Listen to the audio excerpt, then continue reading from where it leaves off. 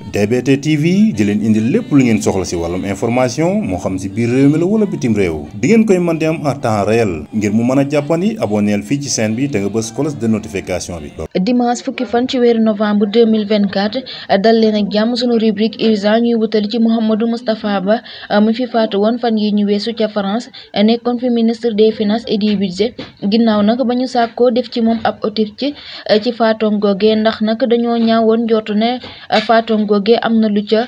laxasu waaye nag bu ñu sukkandikoo ci Ngoné Saliou ci ab communiqué boo xamante ni parquet bu Dakar nag moom moo ko daal di def tey ji ñoom nag nee nañ autopsie boobee lañ ca gis nag mooy faatu Mouhamadou Moustapha Ba du mort naturel maanaam nag jàpp nañu loxol doomu aadama da caa dugg ci faatoom googi léegi nag laaj na ñu daal ciy def ab enquête ngir xam dëgg-dëgg lan moo waral faatoom googee moo tax nag denc biñ ko waroon a denc tey jii nag